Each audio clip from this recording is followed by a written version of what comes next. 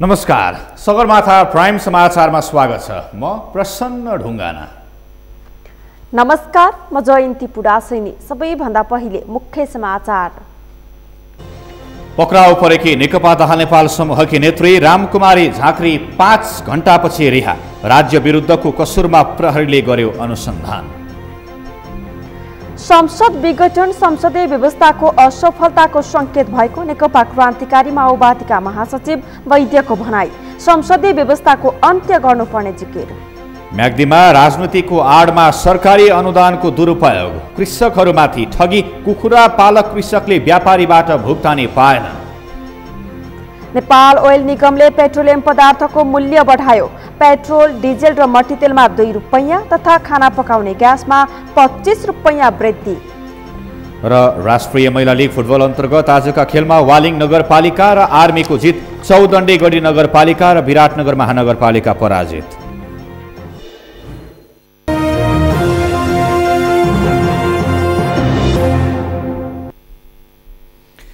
Sagarmatha prime समाचार अब विस्तारमा। राज्य विरुद्धको कसुर गरेको आरोप लगाउँदै पक्राउ परेकी नेकपा दाहाल नेपाल समूहकी नेत्री रामकुमारी झाँक्री रिहा भएकी छिन्। त्यसअघि राष्ट्रपति विरुद्ध अमर्यादित शब्द प्रयोग गरेको आरोपमा प्रहरीले झाँक्रीलाई पक्राउ गरेपछि उनको रिहाईको माग गर्दै प्रदर्शनहरू समेत भएका छन्। झाँक्रीले भने केपी ओलीको पतन सुरु भएको प्रतिक्रिया दिएकी थिइन्। अमृतराज काफ्लेको रिपोर्ट। राष्ट्रपति विरुद्ध अमर्यादित शब्द प्रयोग गरेको भन्दै सरकारले रामकुमारी झाँक्रीलाई राज्य विरुद्धको अपराधमा पक्राउ गरेको छ। गोर्खामा केही दिन अघि नेत्री झाँक्रीले राष्ट्रपतिले गैर संवैधानिक रूपमा सरकारले प्रतिनिधि सभा विघटनको सिफारिस गरेको विषय कार्यान्वयन गरेको भन्दै चर्को आलोचना गरेकी थिइन्।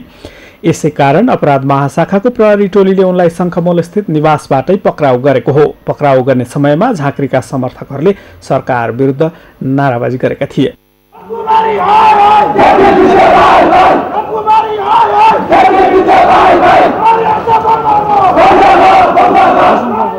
प्रहरीले भने राज्य विरुद्धको कसुरमा अनुसन्धान गर्न भनी झाँक्रीलाई पक्राउ पूर्जी जारी गरेको छ। झाँक्रीले भने सरकार विरुद्ध आफूहरू सडक आन्दोलनमा रहेकाले सरकारले नियमअनुसार पक्राउ गर्न सक्ने तर आफ्ना अभिव्यक्तिहरू राजनीतिक विषय भएको बताउँदै आएकी छन्। उनले सरकारको पतन सुरु भएको भन्दै तानाशाही प्रवृत्ति विरुद्ध निरन्तर आवाज उठाउने समेत बताएकी छन्।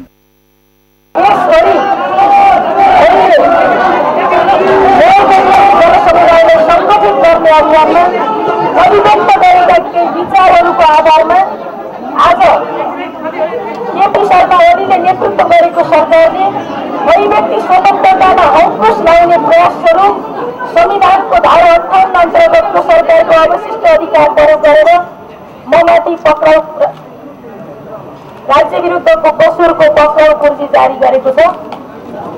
म एउटा इमानदार नागरिक, कानुनको परिपालन गर्ने नागरिकको हैसियतले पनि राज्यले म विरुद्ध जारी गरेको पक्राउ पूर्जी अन्तर्गतको आदेश अनुसार मैले मेरो आफ्नै निवासबाट गिरफ्तारी दिनेछु।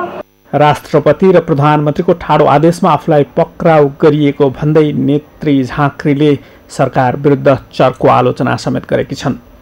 प्रहरी त अब राष्ट्र सेवकले सरकारको आदेश पालन गर्ने हो। प्रहरी आयो भन्ने कुराको त ठुलो इस्यु भएन। प्रहरी राज्यको प्रतिनिधि हिसाबले आएको हो र यसमा अब सरकारको खास गरी प्रधानमन्त्री, राष्ट्रपति उहाँहरूकै बढ्ता प्रेसर हो भन्ने नै बुझ्छु मैले। अनि अब यो अभिव्यक्ति स्वतन्त्रतामाथि कि चाहिँ मौलिक हक निलम्बन गर्नु पर्यो। सङ्कटकालमा पनि मौलिक हक निलम्बन हुँदैन। अभिव्यक्ति स्वतन्त्रतामा कसैले बन्देज लाउन सक्दैन। दोस्रो कुरा त्यो चाहिँ हाम्रो संविधानको ब्युटी पनि हो, हाम्रो लोकतन्त्रको सबभन्दा ठुलो उपलब्धि पनि हो हामीले अभ्यास गरेको।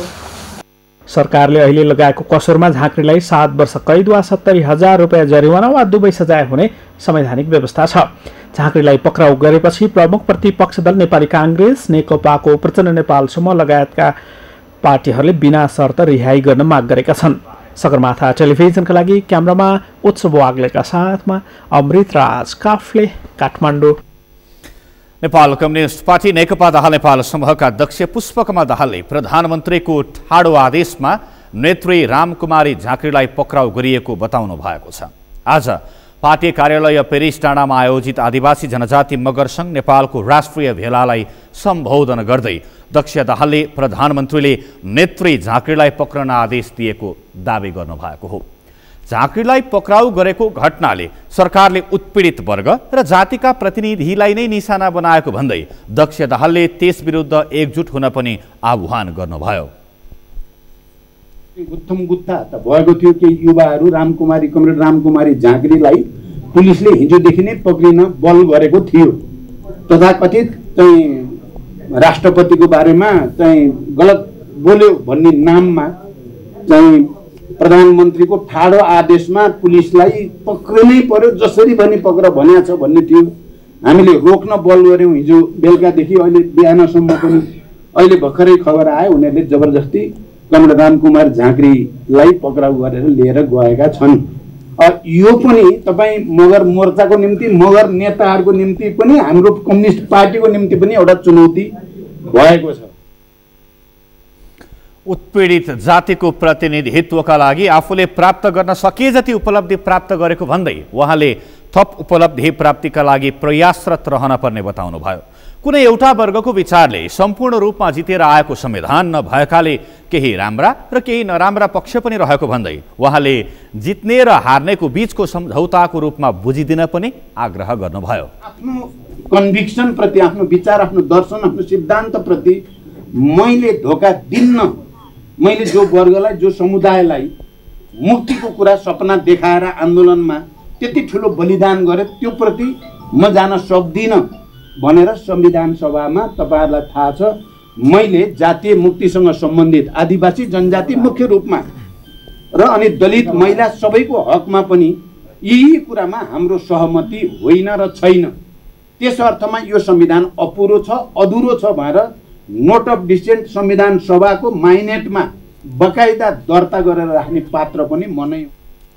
उहाँले विगतमा भन्दा तुलनात्मक रूपमा स्थानीय तहदेखि केन्द्रसम्मको प्रतिनिधित्व कायम गर्न सक्नुपर्ने उपलब्धि नै भएको भन्दै त्यस प्रकारको उपलब्धि जोगाइराख्नका लागि सरकारद्वारा सृजित प्रतिगमन विरुद्ध एकजुट हुन पनि सबैलाई अपील गर्नुभयो। नेपाल कम्युनिस्ट पार्टी क्रान्तिकारी माओवादीका महासचिव मोहन वैद्य किरणले प्रतिनिधि सभाको विघटन संसदीय व्यवस्थाको असफलताको अभिव्यक्ति भएको बताउनु भएको छ। आज 4 कम्युनिस्ट पार्टीहरूको रणनैतिक संयुक्त मोर्चा घोषणा कार्यक्रममा महासचिव वैद्यले प्रतिनिधि सभाको विघटन संसदीय व्यवस्थाको असफलताको अभिव्यक्ति भएको बताउनु भएको हो। सरकारले समाजवाद र समृद्धिको कुरा गरिरहेको भए पनि साम्राज्यवादी नवउदारवादको सिरानी हालेको उहाँको भनाइ छ। उहाँले नेपालमा संसदीय व्यवस्था असफल भएको र त्यसको फाइदा लिन वैदेशिक प्रतिक्रियावादी शक्तिहरू लागेको बताउनु भयो। मात्रै हैन, टोटल पुरै एउटा संसदीय व्यवस्था नै असफलताको द्योतक हो। परिवर्तन असफल भइसक्यो संसदीय व्यवस्था। अब संसदीय व्यवस्थाले काम गर्न सक्दैन भन्ने समाजवाद, समृद्ध नेपाल र सिक्की नेपालीको कुरा गर्ने तर सिराना हाल्ने साम्राज्यवादी नवउदारवाद ढाँट कुरा कहिले टिक्न सक्दैन। त्यसकारणले यो के हुन्छ भने संसदीय व्यवस्थाको असफलताको अभिव्यक्ति हो।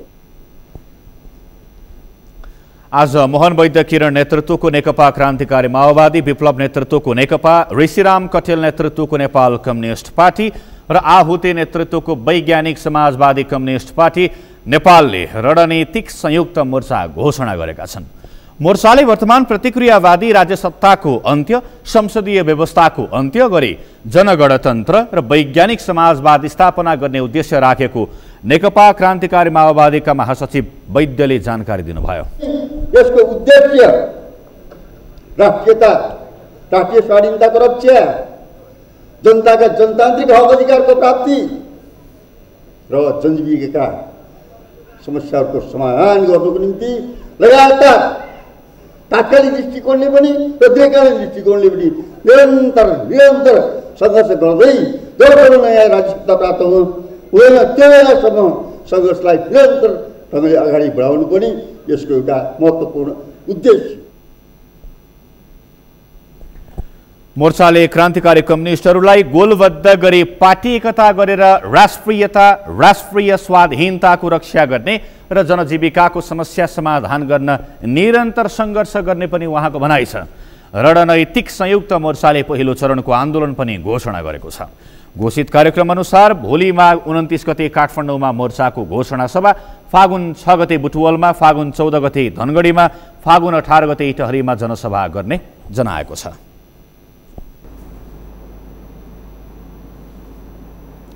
प्रधानमन्त्री केपी शर्मा ओलीले निर्माणाधीन प्रधानमन्त्री तथा मन्त्री परिषदको कार्यालय र धरहराको निरीक्षण गर्नुभएको छ।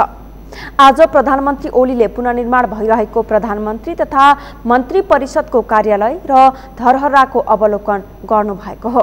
भूकम्पका कारण क्षतिग्रस्त प्रधानमन्त्री तथा मन्त्री परिषदको कार्यालय र धरहराको पुनर्निर्माण भइरहेको छ। सिंहदरबारको पुनर्निर्माणको कामप्रति प्रधानमन्त्रीले सन्तोष व्यक्त गर्नुभएको राष्ट्रिय पुनर्निर्माण प्राधिकरणका प्रमुख कार्यकारी अधिकृत सुशील गेवालीले जानकारी दिनुभयो। सिंहदरबारको पुनर्निर्माणको काम सकेर फागुन 3 गते उद्घाटन गर्ने गेवालीले जानकारी दिनुभयो। धरहरा पुनर्निर्माणको काम पनि राम्रो भएको प्रधानमन्त्रीले प्रतिक्रिया दिनुभएको उहाँले बताउनुभयो। माननीय प्रधानमन्त्रीज्यू सहितको टिम एवं माननीय प्रधानमन्त्रीको धर्मपत्नी म्याडम सहित चाहिँ आज यो धरहरा र सिंहदरबारको भ्रमणको कार्यक्रम सम्पन्न भयो। अवलोकन भ्रमणको हिसाबले, अनुगमनको हिसाबले चाहिँ आउनुभएको थियो र त्यसमा चाहिँ अहिलेसम्म चाहिँ पुनर्निर्माण प्राधिकरणले जसरी यो धरहराको काम अगाडि बढाएको छ, सिंहदरबारको पुनर्निर्माणको काम अगाडि बढाएको छ, त्यसप्रति सम्माननीय प्रधानमन्त्रीज्यूले सन्तोष व्यक्त गर्नुभयो। धरहराको 21 तलासम्मको पुनर्निर्माणको काम सम्पन्न भइसकेको र बाँकी रहेको 2 तल्लाको निर्माण कार्य फागुन महिना भित्रै सम्पन्न गर्ने गरी काम अघि बढेको राष्ट्रिय पुनर्निर्माण प्राधिकरणका प्रमुख कार्यकारी अधिकृत गेवालीले जानकारी दिनुभयो। दलीय व्यवस्थामा जनताको मतको ठूलो महत्त्व हुन्छ। लोकतन्त्र र गणतन्त्रको मुख्य आधार भनेकै जनमत हो। तर पछिल्लो समय नेपाली राजनीतिमा जनताको मतको सदुपयोग भन्दा पनि दुरुपयोग बढेको छ। चुनावका बेला मत माग्दै जनताका घर दैलो जाने, तर चुनावपछि खोलो त्योरो लौरो बिर्स्यो भने जस्तै हुने यस्तै परिस्थितिहरूका कारण जनतामा पनि नैराश्यता छाएको छ। यही सन्दर्भमा नेपाली कांग्रेसले जनताको मतको कदर गर्न पार्टी पंक्तिलाई प्रशिक्षण दिएको छ। कांग्रेस सभापति देउवा लगायत शीर्ष नेताहरूले आदिवासी जनजाति, महिला, दलित लगायतका सबैलाई पार्टीको पक्षमा ल्याउन निर्देशन नै दिएका छन्। एक रिपोर्ट। नेपाली कांग्रेसका सभापति शेरबहादुर देउवाले आदिवासी जनजातिहरूलाई आफ्नो पक्षमा ल्याउनु पर्ने आवश्यकता रहेको बताएका छन्। नेपाली कांग्रेस आदिवासी जनजाति केन्द्रीय विभाग नेपाल आदिवासी जनजाति संघले बिहिबार पार्टी केन्द्रीय कार्यालयमा आयोजना गरेको नेपाली कांग्रेस र आदिवासी जनजातिको सवाल विषयक प्रशिक्षण कार्यक्रममा सभापति देउवाले आदिवासी जनजाति तथा दलितहरूलाई आफ्नो पार्टीको पक्षमा ल्याउनु पर्ने आवश्यकता रहेको बताएका हुन्। उनले नेपाली कांग्रेस पार्टीले आदिवासी जनजाति, महिला, दलित लगायत सबैलाई आरक्षणको व्यवस्था गरेकाले कांग्रेस मात्रै समावेशी पार्टी भएको पनि दावी गर्न भ्याए। कांग्रेस समावेशी पार्टी भए पनि उल्टो प्रचार भएकाले उक्त उल्टो प्रचारलाई चिर्दै आफ्नो पक्षमा ल्याउनु पर्ने आवश्यकता रहेको उनको भनाइ छ। उनले भोलि सरकार बनाउनु पर्ने अवस्थामा आदिवासी जनजातिको पनि साथ चाहिने भन्दै जनतालाई आफ्नो पक्षमा ल्याउने काम गर्न नेताहरूलाई निर्देशन समेत दिए। आदिवासी जनजाति, महिला, दलित, थारू, मुस्लिम सबैलाई चाहिँ हामीले आरक्षण व्यवस्था गरेका छौँ। आरक्षण व्यवस्था गरेका छौँ हामीले। कुनै पार्टीमा पनि यस्तो आरक्षण व्यवस्था छैन पार्टीभित्र जति हाम्रो पार्टीमा छ। त्यस मानेमा हाम्रो पार्टी मात्रै समावेशी, वास्तविक रूपमा समावेशी पार्टी छ। सभापति देउवाले संसद विघटनको मुद्दा अदालतमा विचाराधीन भएकाले यसबारेमा नेपाली कांग्रेसले बोल्न नमिल्ने बताए। चुनावबाट सरकार बनाउने राजनीतिक व्यवस्थामा पार्टीले सधैँ चुनावका लागि तयारी गरिरहनुपर्ने भन्दै उनले आगामी दिनमा आउन सक्ने संसद पुनर्स्थापना अथवा चुनाव दुवैको तयारीमा रहन पनि निर्देशन दिए।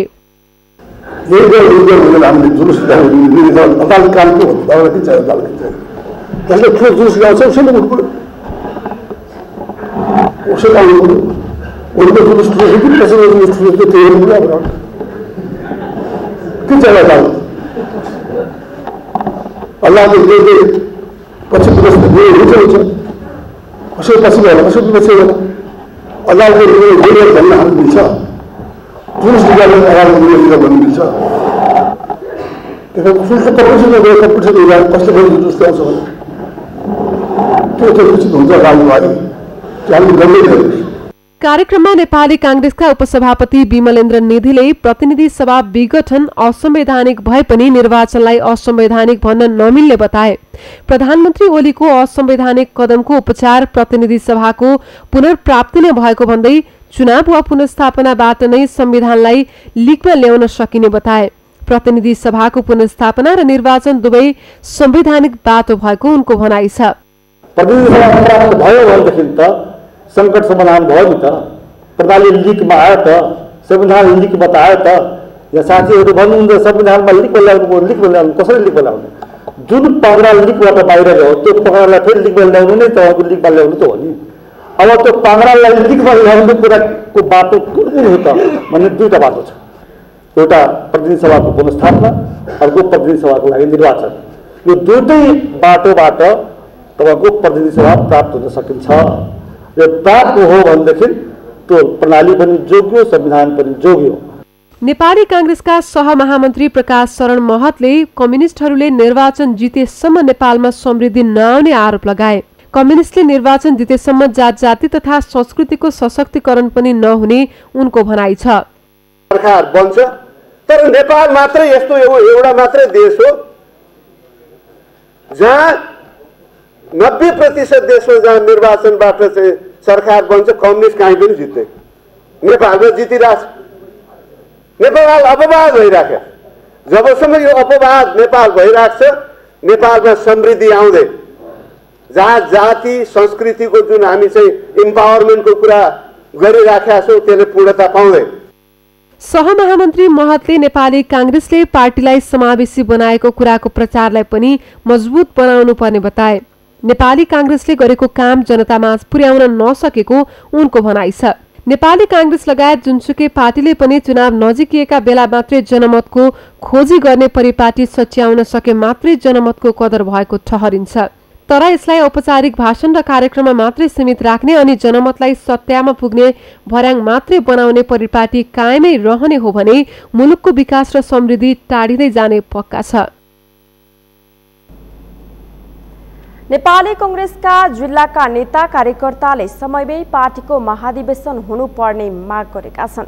ओखलढुङ्गा पुग्नुभएका केन्द्रीय सदस्य कल्याण कुमार गुरुङले जिल्ला तहका कार्यकर्ताले समयमै महाधिवेशन गराउन दबाब दिनुपर्ने बताउनु भएको छ। प्रेस युनियनले आयोजना गरेको पत्रकार सम्मेलनमा नेता गुरुङले पार्टीको 14औं महाधिवेशनमा आफूले सभापति पदका लागि उम्मेदवारी दिने बताउनुभयो। पार्टी बनाएर सरकार निर्माण गरी नेपाली जनताको सेवा गर्ने मौका दिलाउन, नेपाली कांग्रेसलाई सबैको भरोसा र विश्वास योग्य पार्टी बनाउन, नेपाली कांग्रेसलाई यो देशको सबैभन्दा बढी लोकप्रिय पार्टी बनाउनको लागि र नेपाली कांग्रेसलाई संसदीय निर्वाचनमा या प्रदेश सभाको निर्वाचनमा या स्थानीय तहको फरक प्रसंगमा नेता गुरुङले प्रधानमन्त्री केपी शर्मा ओलीले संविधानका कुनै पनि धारामा नभएको व्यवस्था प्रयोग गरेर संसद विघटन गरी देशलाई राजनीतिक संकटतर्फ उन्मुख बनाएको आरोप लगाउनुभयो। उहाँले ओलीको कदम असंवैधानिक भएको बताउनुभयो। प्रधानमन्त्री रहिरहन नसकेमा मात्रै संसद विघटन गर्ने अधिकार छ, अरु कुनै प्रधानमन्त्रीलाई छैन। र हामीले स्पष्ट भनेका छौं सर्वोच्च अदालतलाई संविधानको व्याख्या गर्ने अन्तिम अधिकार भएकोले र विधिको शासनमा विश्वास गर्ने भएको कारणले नेपाली कांग्रेसले सर्वोच्च अदालतको निर्णयलाई स्वीकार छ भनेर हामीले भनेका छौं। त्यसैले संसद पुनर्वाली भए पनि हामी स्वीकार छौं। सर्वोच्च अदालतले निर्णय संसद पुनर्वालीको गर्यो भने पनि हामी स्वीकार छौं। सर्वोच्च अदालतले निर्वाचनको निर्णय गर्यो भने पनि हामी स्वीकार छौं। जिल्ला दौडाहामा निस्किएका नेता गुरुङले पूर्वका ताप्लेजुङ, पाँचथर, सङ्खुवासभा, मोरङ, सुनसरी, सिराहा, सप्तरी, उदयपुर, खोटाङ, ओखलढुङ्गादेखि सोलुखुम्बुसम्म पुग्दा सबै क्रियाशील कार्यकर्ताहरूको चासो समयमै कांग्रेसको 14औं महाधिवेशन हुनुपर्ने पक्षमा देखिएको बताउनुभयो। बागमती प्रदेशका प्रदेश प्रमुख विष्णु प्रसाद प्रसाईले बागमती प्रदेश सरकारले आर्थिक समृद्धिको क्षेत्रमा काम गरेको बताउनु भएको छ। बागमती प्रदेश सरकारको तेस्रो वार्षिक उत्सव कार्यक्रममा बोल्दै प्रदेश प्रमुख प्रसाईले बागमती प्रदेश सरकार 3 वर्षको अवधिमा सामाजिक न्याय सहितको उच्च तथा दिगो आर्थिक वृद्धि दर हासिल गर्न क्रियाशील रहेको बताउनुभयो। उहाँले उद्यमशीलता, विकास, रोजगारी सृजना, नागरिकको जीवनस्तरमा सुधार जस्ता क्षेत्रमा प्रदेश सरकार लागि परेको बताउनुभयो। सार्वजनिक नीति तर्जुमा र कार्यान्वयनसँगै प्रदेशमा उद्यमशीलता, विकास, रोजगारी सृजना, नागरिकको जीवनस्तरमा सुधार, नागरिक मैत्री, सार्वजनिक प्रशासन, आर्थिक विकास, सामाजिक न्याय सहितको सुशासन र सदाचार कायम गर्ने बाटोमा प्रदेश सरकार लागि परेको छ। कार्यक्रममा मुख्यमन्त्री डोरमणी पौडेलले प्रदेश सरकार स्थापनाको सुरुवाती चरणमा नीति निर्माणको काम गरेको भन्दै अहिले आर्थिक रूपान्तरणको काम पनि सुरु गरेको बताउनुभयो। बागमती प्रदेश सरकारले समृद्ध नेपाल र सुखी नेपाली बनाउने अभियानतर्फ हरेक योजना केन्द्रित गरेको उहाँको दाबी थियो। अब मूलतः समृद्ध नेपाल र सुखी नेपालीको जुन मोटो थियो, जहाँ हामी पुग्न खोजिरहेका छौँ, जुन अभियानमा हामी लागिरहेका छौँ, त्यो समृद्ध नेपाल र सुखी नेपाली बनाउने अभियानमा हामी जुटेका छौँ र त्यो दिशातर्फ हामी हुनुको छौँ र हाम्रा हरेक योजनाहरू, हाम्रा कार्यक्रमहरू त्यतैतिर केन्द्रित भएका छन् र त्यसले गर्दा यी सबै कामलाई सफलतापूर्वक सम्पन्न गर्नको निमित्त जुन जुन क्षेत्रबाट जे जसरी सहयोग भइरहेको छ। कार्यक्रममा उत्कृष्ट कार्य गर्ने सरकारी कर्मचारी, सामाजिक सङ्घ संस्था, सञ्चारकर्मी लगायतलाई सम्मान गरिएको थियो। सगरमाथा प्राइम समाचारमा एकैछिन विश्रामपछि म्याग्दीमा राजनीतिको आडमा सरकारी अनुदानको दुरुपयोग, कृषकहरूमाथि ठगी, कुखुरा पालक कृषकले व्यापारीबाट भुक्तानी पाएनन्। कर्णालीका कृषकलाई वितरण गरिने अनुदानमा अनियमितता, वास्तविक किसानले पाएनन्, नेताहरूको पहुँच भएकाले मात्रै अनुदान पाएको किसानको गुनासो। र नेपाल ओइल निगमले पेट्रोलियम पदार्थको मूल्य बढायो, पेट्रोल, डिजेल र मट्टीतेलमा 2 रुपैयाँ तथा खाना पकाउने ग्यासमा 25 रुपैयाँ वृद्धि।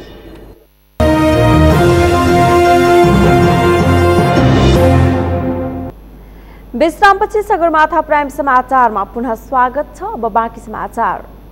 म्याग्दीमा राजनीतिको आडमा सरकारी अनुदानको दुरुपयोग र कृषकमाथि ठगी भएको छ। सत्ता र शक्तिको आडमा सरकारी अनुदान हत्याएको बेनीको म्याग्दी कोरोला पोल्ट्री सप्लायर्स र मिट सबका सञ्चालकले कृषकको लाखौं रुपैयाँ ठगेका हुन्। म्याग्दीबाट सन्तोष गौतमको रिपोर्ट। बेनी नगरपालिका 8 गणेश टोलमा रहेको म्याग्दी कोरोला मासु पसलका सञ्चालकहरूले कुखुरा खरिद गरेर ल्याएका कृषकहरूलाई वर्षौंसम्म लाखौं रुपैयाँ भुक्तानी दिएका छैनन्। सरकारी अनुदानमा खोलिएको पसल बन्द गरेका सञ्चालकहरूले कृषकलाई पैसा नै नभएको बैंक खाताको चेक दिएर जुलाउने र ठग्ने गरेका हुन्।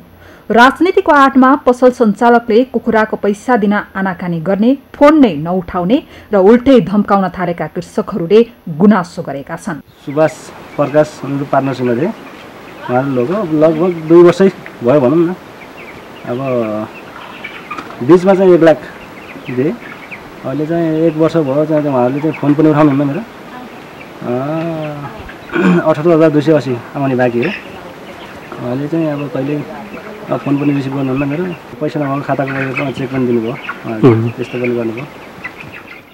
विक्रम सम्वत 2075 असोजमा बेनीमै म्याग्दी कोरोला पोल्ट्री सप्लायर्स खोलेको सोच समूहको मासु पसल करिब 1 वर्षदेखि बन्द छ।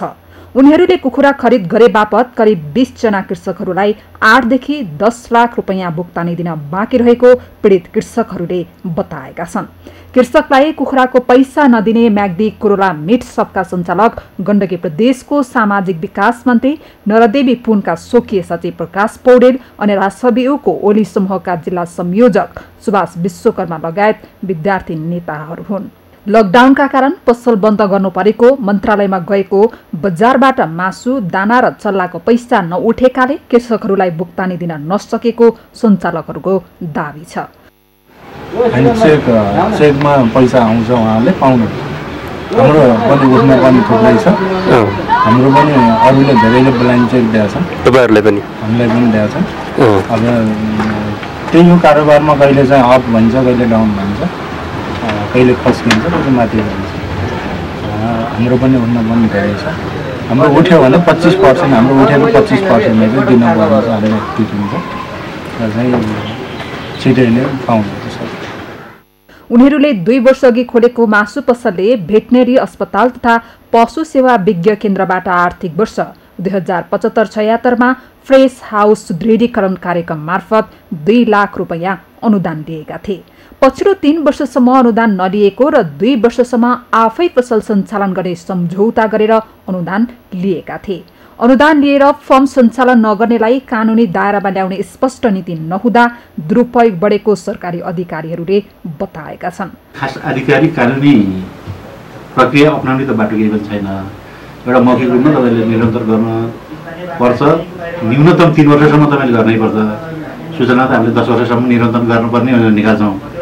3 वर्षसम्म गर्ने, एकचोटि पाइसकेपछि 3 वर्षभन्दा अगाडि फेरि नदोहोरिने भन्ने प्रक्रिया हो। कानुनी प्रक्रियामा उहाँले गर्नुभयो, छोड्नुभयो भने समाधान कारवाही गर्ने आधार चाहिँ केही पनि छैन।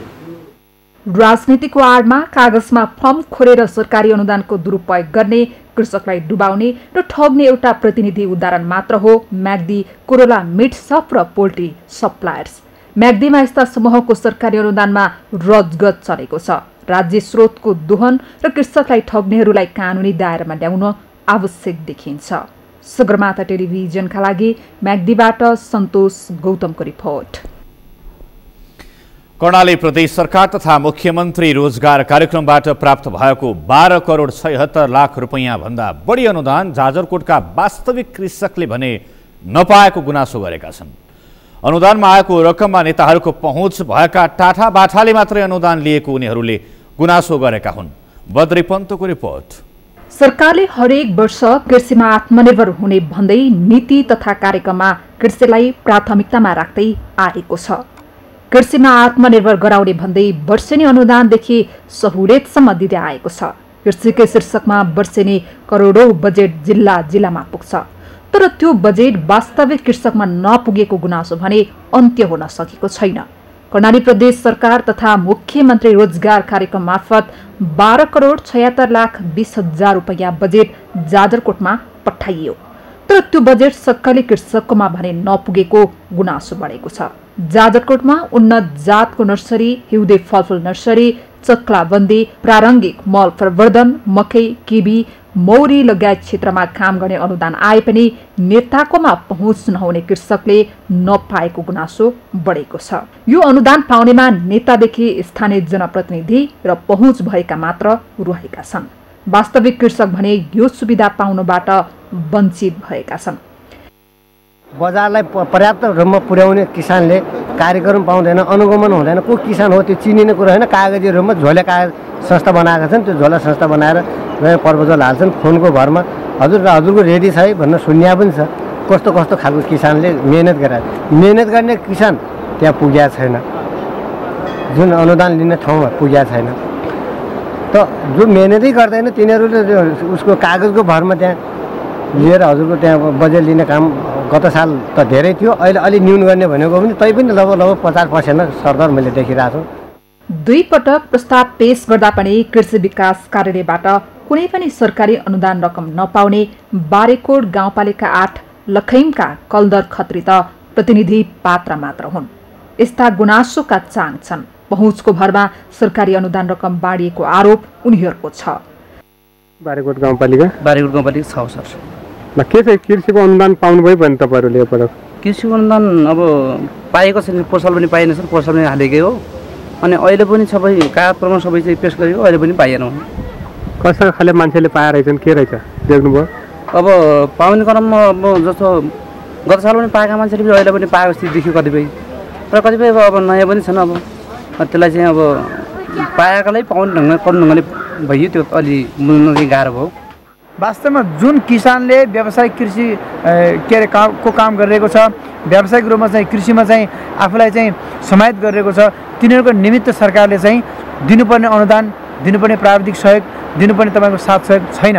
र कुरा के भइरहेको छ भने गैर किसानहरूले राज्यको सुविधा लिइरहेको अवस्था छ। जो किसानै छैनन् उनीहरूलाई अनुदान आउँछ, जो कृषि पेसामा आश्रित नै छैनन् उनीहरूलाई बनावटी रूपमा किसान बनाइन्छ। कार्यालयमा 400 भन्दा बढीको प्रस्ताव पेश गरेकोमा 135 जनाले यो कार्यक्रम पाएका छन्। जिल्ला कृषि विकास कार्यालय जाजरकोटका निमित्त प्रमुख गणेश बहादुर अधिकारीले अनुदान रकम लक्षित समूह सहकारीहरूले पाएको दावी गर्छन्। अलि बाहिर क्षेत्र जुन टाढा अब बारेकोटबाट जुनी चाँदेबाट मान्छेहरू वास्तविक कृषकहरू हुनुहुन्छ, अब यो खलङ्गामा गएर 1 हप्ता 1.5 हप्ता टाइम लगाएर होटेलमा खाएर त्यो प्रपोजल हाल्नुभन्दा बरु नजाँदै बेस्ट भन्ने सोचले गर्दाखेरि उहाँहरू आउनु हुँदो रहेछ। अलिकता खर्च बढ्ने भएको हुनाले त्यसले गर्दाखेरि अलिकता प्रपोजलको सङ्ख्या बढी यताबाट परेको हुनाले उहाँ लाभान्वित पनि अलि बढी नै नजिकको सेरोफेरोको बढी भएको होला। नत्र भने हामीले सकभर अलिकता समन्वयक हिसाबले बाहिर अलि टाढाको क्षेत्रलाई पनि समेट्ने किसिमले हामीले प्रपोजलहरू स्वीकृति गरेका छौँ। कार्यालयले दोहोर्याई तेह्राई वितरण गरेको समेत आरोप लागेको छ। यसले एकातर्फ बिचौलियालाई हौसाएको छ भने अर्कातर्फ वास्तविक किसानलाई हतोत्साही बनाउने देखिन्छ। सगरमाथा टेलिभिजनका लागि जाजरकोटबाट बद्री पन्तको रिपोर्ट। सीमा नाकामा खटिएका सशस्त्र प्रहरीको टोलीले ज्यादती गरेको भन्दै स्थानीयले विरोध गरेका छन्। सीमा क्षेत्रबाट आवतजावत गर्दा सशस्त्र प्रहरीले दुर्व्यवहार गरेको, घरायसी प्रयोजनका लागि ल्याइएका खाद्य सामग्री खोज्ने गरेको स्थानीयको आरोप छ। तस्करलाई छुट दिएर स्थानीयलाई दुःख दिने काम सशस्त्रले गरेको भन्दै स्थानीयले दुर्व्यवहार गर्ने सशस्त्रको टोलीलाई अन्यत्र सार्न माग गरेका छन्। किन दुःख दिने छ? हाम्रो घर यो नेपाल इन्डिया जोडेको छ। हाम्रो नेपालमा नयाँ मार्केट लगमा छैन। हाम्रो यता नेपालको मान्छे गोठा झर्ना बेच्दै जान्छ, उता 1 किलो मिर्चा लिन्छ, 2टा साडी लिन्छ, सबैजनाले 50 रुपियाँ 100 रुपियाँ चन्दा लिन्छ। त्यो गाउँका मान्छेको धेरै दुःख छ। रातभरि व्यापारी चल्दै खैनी लागु जतै जान्छ होइन। भारतीय बजारमा सस्तोमा पाइने घरायसी सामान किनेर ल्याउँदा शास्ति खेप्न परेको स्थानीय शङ्कर यादवले बताउनुभयो। नेपाली बजारमा आफूलाई चाहिने सामान नपाउँदा भारत जान परेको र सीमामा दुःख पाउँदा सबै गाउँलेको जीवन कष्टकर भएको गुनासो स्थानीयको छ।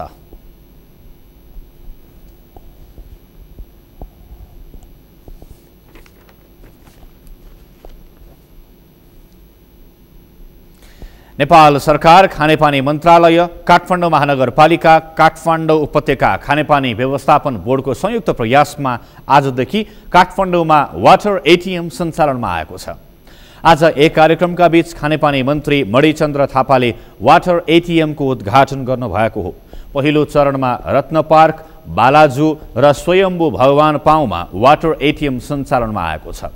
वाटर एटिएम जडान भएसँग यस क्षेत्रमा स्वच्छ र गुणस्तरीय पानी पिउने सुविधा उपलब्ध भएको छ। वाटर एटिएमबाट उपलब्ध हुने पानीका लागि उपभोक्ताले प्रति 200 मिलिलिटरका लागि 1 रुपैयाँ तिर्न पर्नेछ। प्रति लिटर पानीको 5 रुपैयाँ तिर्न पर्छ। यो वाटर एटिएमलाई 3 महिनासम्म सप्लायर्सले नै सञ्चालन गर्ने र 3 महिनापछि बोर्डलाई हस्तान्तरण गरिनेछ। यस एटिएमबाट जाडोमा तातो र गर्मीमा चिसो पानी उपलब्ध गराउने प्रणाली जडान गरिएको छ। एटिएमबाट पानी लिनका लागि उपभोक्ताले 1 रुपैयाँको सिक्का प्रयोग गर्न पर्नेछ। काठमाडौँ उपत्यका खानेपानी बोर्डका कार्यकारी निर्देशक सञ्जीव विक्रम राणाले 3 हप्ताभित्र विभिन्न 15वटा स्थानमा यस्ता एटिएम जडान गरिने जानकारी दिनुभयो। नेपाल सरकार खानेपानी मन्त्रालय र हाम्रो महानगरपालिकाको सहकार्यमा चाहिँ हामीले यो स्थापना गरे हौँ। यो चाहिँ वास्तवमा एउटा भेन्डिङ मेसिन हो। यसमाबाट चाहिँ हामीले 200 ml मिलिलिटर पानी र 1 लिटर पानी चाहिँ क्रमशः 2 रुपियाँ र 5 रुपियाँमा पाउन सक्छौँ। यसपालिको हाम्रो लक्ष्य चाहिँ 15वटा हो। 15वटामा चाहिँ आज नै हाम्रो 3वटा ठाउँमा हाम्रो आजदेखि सञ्चालन हुन्छ र अर्को हप्तासम्म हाम्रो 8वटा सञ्चालन भइसक्छ र 3 हप्ताभित्र हामी सबै 15वटा चाहिँ सञ्चालनमा ल्याउँछौँ। र अब यहाँ हामीले नोटिस बोर्ड पनि राखेका छौँ कसरी प्रयोग गर्ने भन्ने कुराहरू।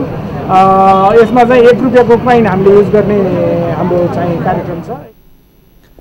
काठमाडौँमा पिउने पानीको समस्या भइरहेका बेला सार्वजनिक स्थानमा राखिने वाटर एटिएमले आम सर्वसाधारणलाई सुलभ मूल्यमा स्वच्छ पानी पिउन सक्ने सुविधा दिने विश्वास महानगरले लिएको छ।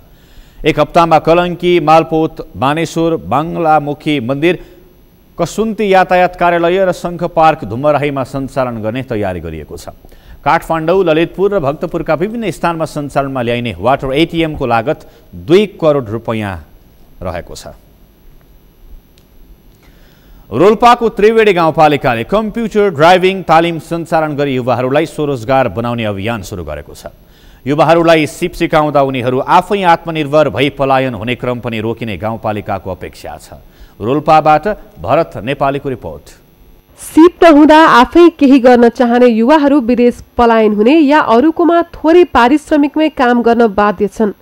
यस्ता बाध्यतालाई रोल्पाको त्रिवेणी गाउँपालिकाले भने अन्त्य गर्ने कोसिस गरेको छ। गाउँपालिकाले आत्मनिर्भर हुन चाहने युवाहरूलाई लक्षित गरी कम्प्युटर ड्राइभिङ तथा पत्रकारिता सम्बन्धी सिप सिकाउन थालेको छ। यसबाट युवाहरू उत्साहित बनेका छन्। जुनसुकै कुरामा पनि अब कम्प्युटर नभई त हुँदैन हैन। जहाँ पनि अब के सामान्य कुरामा पनि कम्प्युटर बिना केही चलिरहेको छैन कि अहिले प्राविधिक लाइनतिर भनेर त्यही भएर केही पछिको लागि के गर्छु भनेर सिकिरहेको। जस्तो हामीलाई कान भएन भने हामीले सुन्न सक्दैनौँ, त्यस्तै भयो कि त्यो भएर पनि मैले एउटा सिप सिकेर आत्मनिर्भर बनौँ भन्ने विचार भयो, त्यही भएर सिक्दैछु। हेरौँ कुनै संस्थाहरूमा जागिर खान पनि सक्यो, नभए पनि आफ्नो प्रयोगशाला घरमै पनि अब कम्प्युटरले यो अब हार्डवेयर काम पनि गर्न सक्यो। जुनसुकै काम पनि गर्नको लागि सिप सिक्यो भनेपछि पछाडि अलि ब्याक भइन्न कुनै लेबर काम गर्नु पर्दैन जस्तो लाग्छ है मलाई।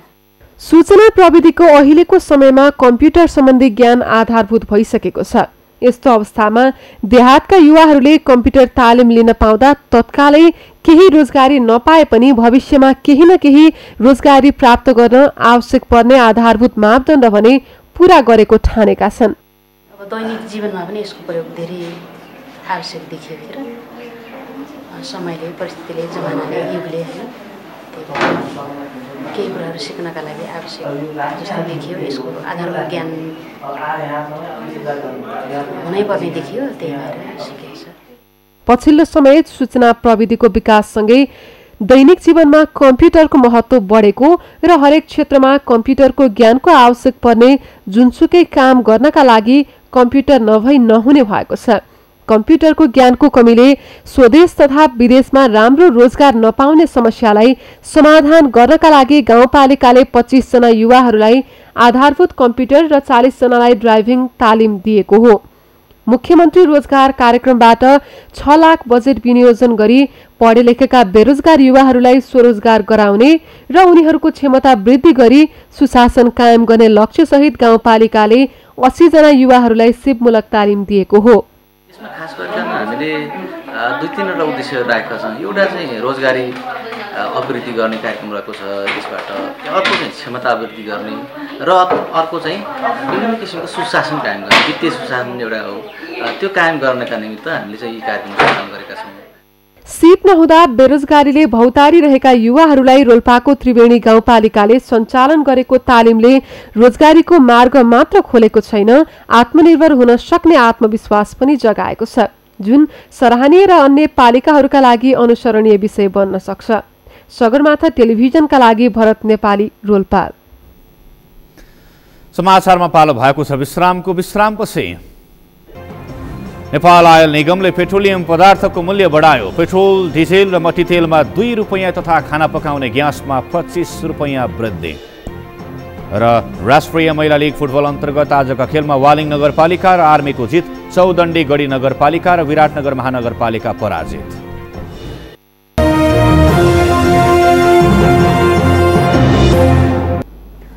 अब पालो अर्थ समाचारको। अर्थ समाचारका प्रायोजक हो आफ्नो विश्वास हो त्रिशक्ति सिमेन्ट। नेपाल ओइल निगमले खाना पकाउने ग्यास र पेट्रोलियम पदार्थको मूल्य बढाएको छ। हिजो राति 12 बजेदेखि लागू हुने गरी पेट्रोल तथा डिजेल र मट्टीतेलको खुद्रा बिक्री मूल्य प्रति लिटर 2 रुपैयाँले वृद्धि गरिएको ओइल निगमले जनाएको छ। अब काठमाडौँमा पेट्रोलको मूल्य 112 र डिजेल तथा मट्टीतेलको मूल्य 95 रुपैयाँ पुगेको छ। यसै गरी खाना पकाउने एलपी ग्यासको मूल्य पनि अब बढेर प्रति सिलिन्डर 1400 रुपैयाँ पुगेको छ। निगमले प्रति सिलिन्डरमा 25 रुपैयाँ मूल्य बढाएको जानकारी दिएको हो। हवाई इन्धनको मूल्य हाललाई यथावत नै राखिएको निगमका प्रवक्ता बेनित मणि उपाध्यायले जानकारी दिनुभयो। निगमलाई अझै पेट्रोलमा प्रति लिटर 5.16 रुपैयाँ, डिजेलमा प्रति लिटर 3.01 रुपैयाँ र एलपी ग्यासमा प्रति सिलिन्डर 295.83 रुपैयाँ घाटा रहेको निगमले जनाएको छ। यसअनुसार 15 दिनमा निगमको घाटा 73.87 करोड रहने निगमले जनाएको छ। यो सँगै हामी सगरमाथा प्राइम समाचारको अन्त्यमा छौं। अन्त्यमा मुख्य समाचार फेरि एकपटक। पक्राउ परेकी नेकपा दाहाल नेपाल समूहकी नेत्री रामकुमारी झाँक्री 5 घण्टापछि रिहा। राज्य विरुद्धको कसुरमा प्रहरीले गर्यो अनुसन्धान। संसद विघटन संसदीय व्यवस्थाको असफलताको संकेत भएको नेकपा क्रान्तिकारी माओवादीका महासचिव वैद्यको भनाई। संसदीय व्यवस्थाको अन्त्य गर्नुपर्ने जिकिर। म्याग्दीको राजनीतिको आडमा सरकारी अनुदानको दुरुपयोग। कृषकहरूमाथि ठगी। कुखुरा पालक कृषकले व्यापारीबाट भुक्तानी पाएनन्। नेपाल ओइल निगमले पेट्रोलियम पदार्थको मूल्य बढायो। पेट्रोल, डिजेल र मट्टीतेलमा 2 रुपैयाँ तथा खाना पकाउने ग्यासमा 25 रुपैयाँ वृद्धि। र राष्ट्रिय महिला लीग फुटबल अन्तर्गत आजका खेलमा वालिङ नगरपालिका र आर्मीको जित। चौदण्डी गढी नगरपालिका र विराटनगर महानगरपालिका पराजित। हौस् त सगरमाथा प्राइम समाचार अहिलेलाई सकियो। तपाईँ समाचार बुलेटिनका साथै सगरमाथा टेलिभिजनका सम्पूर्ण कार्यक्रम www.sagarmatha.tv मा पनि पढ्न र हेर्न सक्नुहुनेछ। साथै युट्युबमा youtube.com/sagarmathatv नेपालमा हेर्न सक्नुहुनेछ। तपाईँ हामीलाई फेसबुकमा पनि facebook.com/stv नेपालमा फलो गर्न सक्नुहुनेछ। समाचारको शिखर, नेपालको गौरव, नेपालको पहिलो न्युज च्यानल सगरमाथा टेलिभिजन हेर्दै गर्नुहोला। नमस्कार। नमस्कार।